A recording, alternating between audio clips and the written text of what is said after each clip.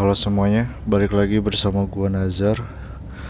Jadi di video kali ini gua mau nge-share lagi tentang pekerjaan gue ya. Jadi kali ini gua lagi istirahat, gua nggak bawa bekal makan, jadi gue beli onigiri sama roti. Jadi hari ini gue pulang jam 2, tepatnya malam Jumat ya. Bisa kalian lihat tanggalnya, tanggal 3. Jadi di sini gue pulang sendirian ya. Nah, jadi ini gue lagi mau ke locker room. Kebetulan locker room gue itu ada di lantai 3 ya.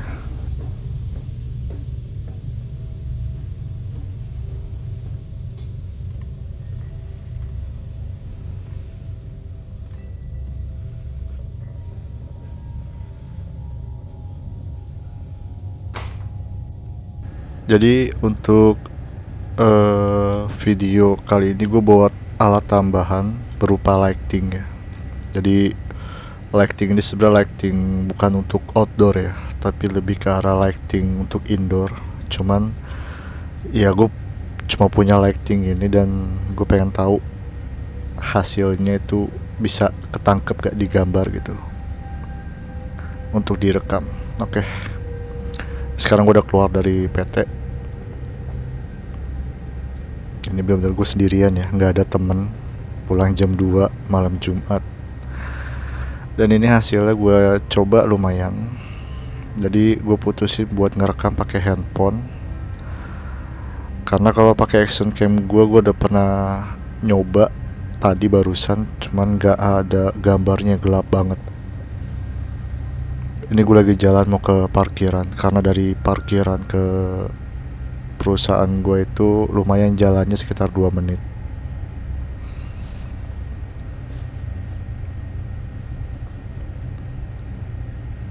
Nah ini dia, kita udah sampai di parkiran gue. Nah itu dia Ninja putih gue. Kalian bisa lihat ya, kosong banget.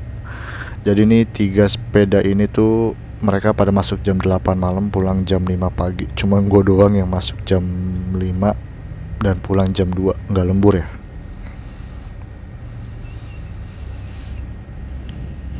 Makanya gue pengen nge-share sesuatu yang mungkin menjadi pertimbangan kalian juga ketika kalian ingin pergi ke Jepang.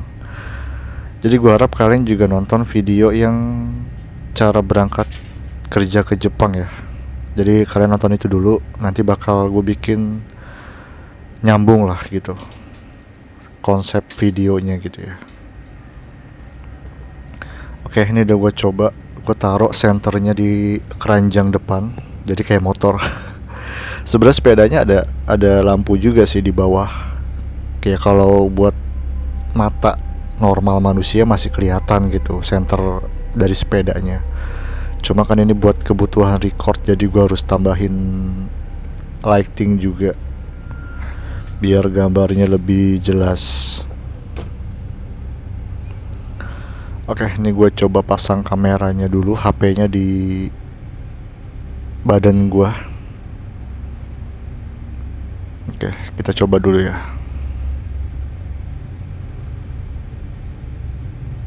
Bentar, tes dulu gue senternya udah sesuai belum, takutnya goyang-goyang. Oke, siap. Dah, bismillahirrahmanirrahim. Oke, kayaknya kita coba berangkat guys.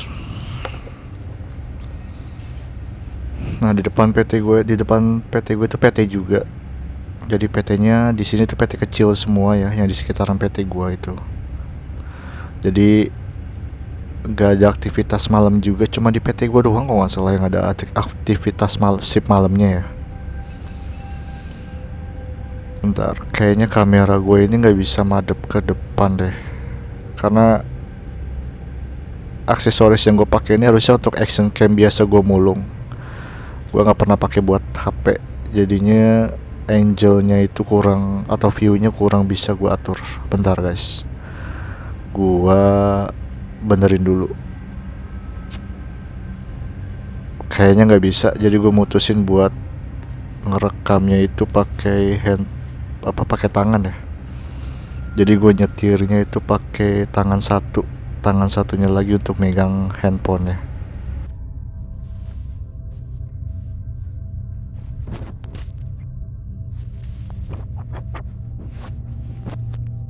Nah jadi tuh 5 menit pertama setelah gue keluar PT itu creepy ya. Creepy itu menurut gue agak serem karena nggak ada penerangan sama sekali.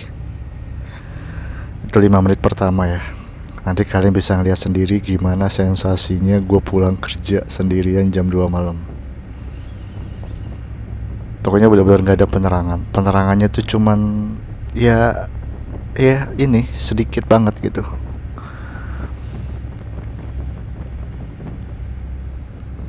Dan juga kalau udah jam 2 malam gini tuh jarang banget ada mobil lewat. Bisa dihitung jari mungkin satu atau ya pokoknya nggak sebanyak lah. Karena ini jam 2 malam ya. Waktunya orang pada istirahat. Karena emang di Jepang juga nggak banyak juga perusahaan yang menerapkan kerja shift malam gitu. Nah ini dia.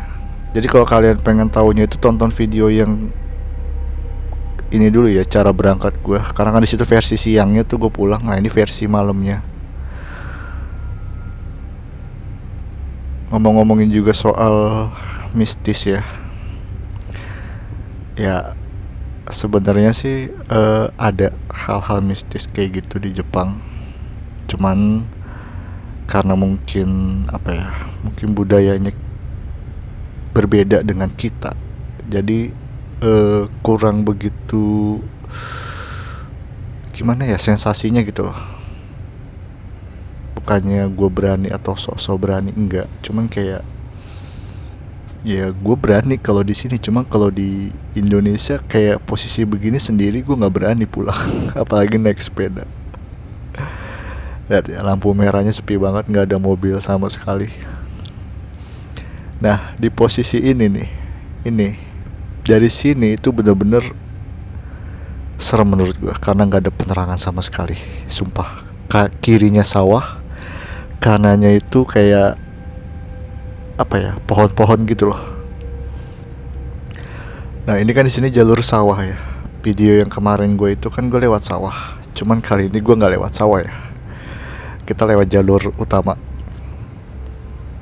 Karena jalur utama aja sepi, apalagi sawah. Sumpah ini gelap banget. Kalau untuk alhamdulillah ada mobil. Kadang gue seneng kalau ada mobil lewat gitu. Seenggaknya ada temennya gitu ya. Cuma kadang di satu sisi ngeri juga kalau ada mobil karena apa ya? Gak ngeri sih, maksudnya pasti takutnya itu mobil polisi. Biasanya mobil polisi itu patrolnya itu jam-jam segini gitu. Nah ini dia, di sebelah kiri itu kan sawah ya. Ya gue sih emang belum pernah sih kalau udah gelap begini pulang lewat sawah. Karena ya buat apa lewat sawah ya. Dan juga di setelah ngelewatin sawah ini itu ada kuil sebenarnya. Bukan kuil sih, kayak jinja lah ya. Tempat-tempat kayak apa sih, persembahan gitulah buat dewanya dia gitu, dewanya orang Jepang gitu. Yang tapi nggak pernah gue liat, nggak pernah didatengin gitu ya. Nah ini sebelah kiri nih tuh, cuma nggak kelihatan. Nah setelah itu di sebelah kiri itu ada rumah kosong juga. Itu bener-bener kelihatan banget jendelanya itu bener-bener, sumpah ini area ini tuh 5 menit pertama setelah pulang dari pabrik itu tuh gue kayak apa ya, senam jantung sebenarnya sih. Karena emang bener-bener ya serem sih kalau menurut gue. Cuman kalau udah sampai area sini itu udah mendingan karena udah ada apa ya, udah ada lampu-lampu gitulah, ada kehidupan.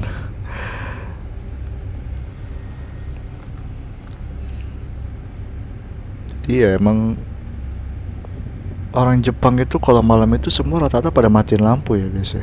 Bener-bener matiin lampunya, semuanya dimatiin sama dia.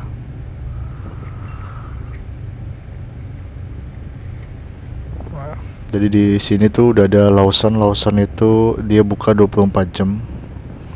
Jadi kadang kalau lagi pengen beli apa-apa gue bisa mampir ke situ. Di sini tuh minimarket itu rata-rata 24 jam ya. Gak ada yang cuman sampai berapa jam. Itu rata-rata 24 jam.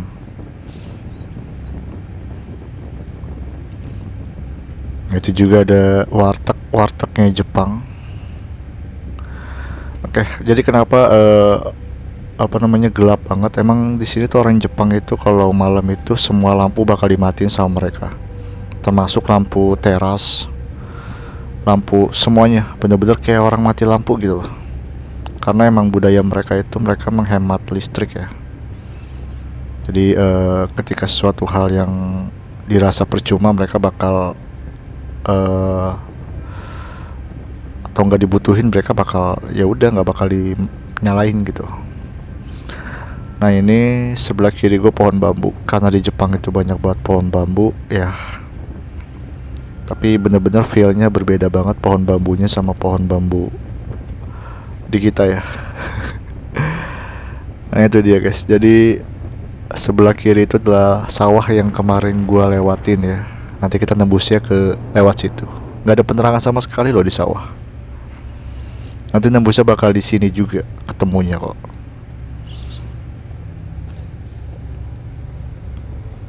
Jadi sebelah kanan gua ini itu ada apa namanya, tol. Tol juga nggak kedengeran sama sekali suara mobil kenceng yang lewat. Bener-bener apa ya, sepi banget sebenarnya.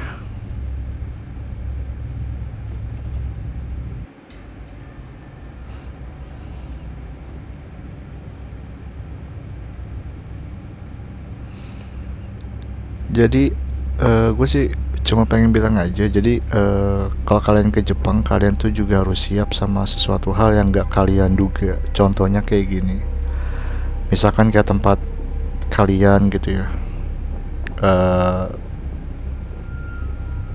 jarak dari perusahaan ke rumah kalian ternyata jauh. Banyak yang komen juga di video kemarin gue itu, banyak yang bilang lu jauh banget bang, ngontel apa berapa kilo.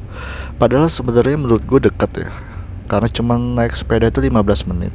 Kalau naik motor ya paling gak sampai 10 menit juga udah sampai ya. Karena gue naik sepeda aja dengan kecepatan 10 kilometer mungkin atau 5 kilometer, jadinya terasa jauh gitu. Sebenarnya deket guys.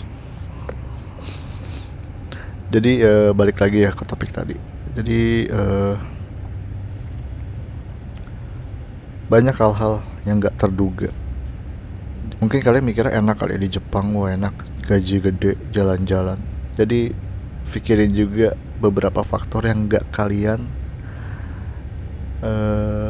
pikirkan sebelumnya. Contohnya kayak mungkin kayak tadi, kalian bakal dapat ke nasib malam lewatin jalur yang lebih angker mungkin dari gue, atau lebih jauh dari gue. Karena ada temen gue yang jauh lebih jauh dari gue, yang sepedanya itu lebih dari 20 menit. Apalagi katanya ngelewatin lembah, ngelewatin jalan-jalan bukit gitu.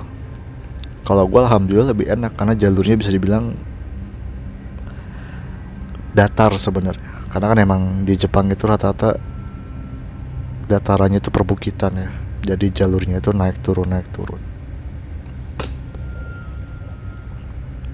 Nah itu dia, itu suasana malam tempat kita mulung.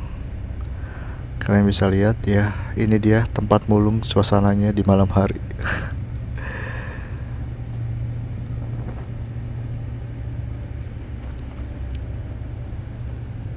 Jadi sebenarnya juga kalau malam ini yang paling gue takutin itu bukannya setan ya.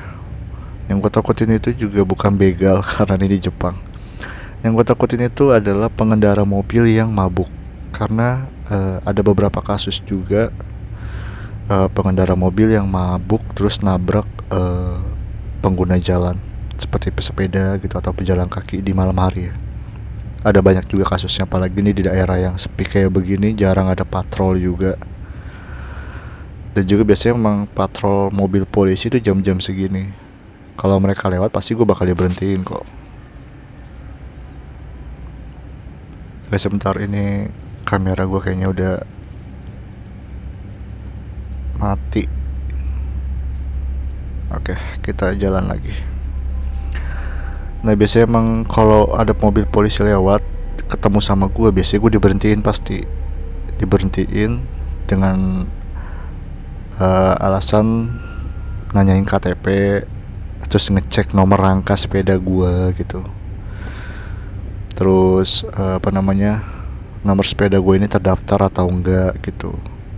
Terus gue ini ilegal atau bukan, dilihat dari KTP-nya gitu. Karena emang banyak juga yang orang pekerja-pekerja ilegal juga. Terus banyak juga sepeda-sepeda curian, makanya sepeda itu semua didata, udah masuk ya nomor rangkanya semua, kayak motor aja gitu. Jadi ketika dicek nomor sepedanya itu bakal ketahuan siapa pemiliknya.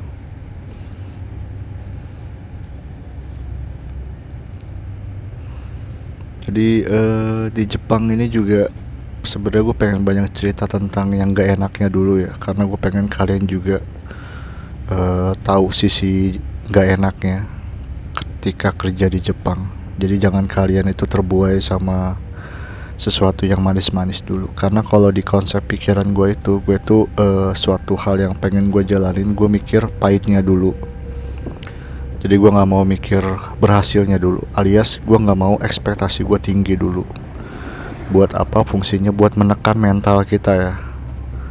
Jadi ketika sesuatu hal yang nggak kita harapkan itu nggak terjadi, yang kita harapkan nggak terjadi, itu otomatis kan mental kita bakal down. Jadi saran gue, mendingan ekspektasi kalian jangan terlalu tinggi ketika berharap kerja di Jepang.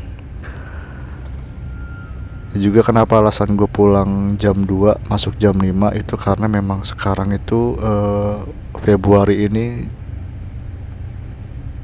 Jepang itu lagi kena Omicron tinggi ya. Dan PT customer gue itu Toyota itu kebetulan lagi meliburkan diri karena banyak pegawainya yang kena COVID. Jadinya otomatis produksi dihentikan dan pekerjaan menurun drastis. Makanya gue dimasukin jam 5. Oke, ini kita udah sampai. Sebenarnya hal yang creepy berikutnya itu adalah jalur ini guys, jalur pas mau nyampe rumah gue. Karena ini kan jalurnya sempit nih. Gue cuma ngeri tiba-tiba di tengah ada yang berdiri. Kalau di tengah-tengah ada yang berdiri, gue nggak bisa balik dong, nggak bisa muter karena jalannya sempit banget. Cuman ya, tips dari gue sih nggak usah berpikiran negatif ya ketika pulang kerja tengah malam kayak gini. Selalu positif, baca doa, dan jangan lirik kanan kiri, saran gue ya. Udah fokus di depan aja. Karena ya pikiran kalian nanti bakal aneh-aneh kalau kalian tuh ngelihat kanan kiri gitu, atau matanya jelalatan. Fokus ke depan jalan aja ya.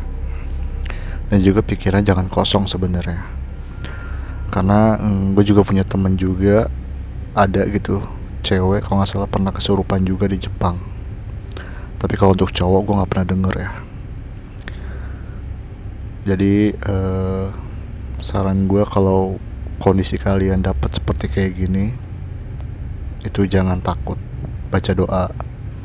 Terus mata juga jangan jelalatan kemana-mana. Fokus ke depan aja dan pikiran jangan kosong. Nah ini gue udah sampai rumah. Ya semoga cerita gue semalam kali ini tuh bisa sedikit membuka pengalaman atau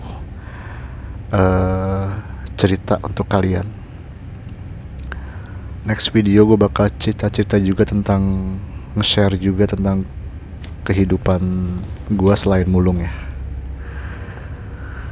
Dan ini benar-benar gue udah sampai. Ya mungkin gitu aja video kali ini. Thanks for watching. Jangan lupa untuk di like, share, and subscribe. Oke, wassalamualaikum warahmatullahi wabarakatuh.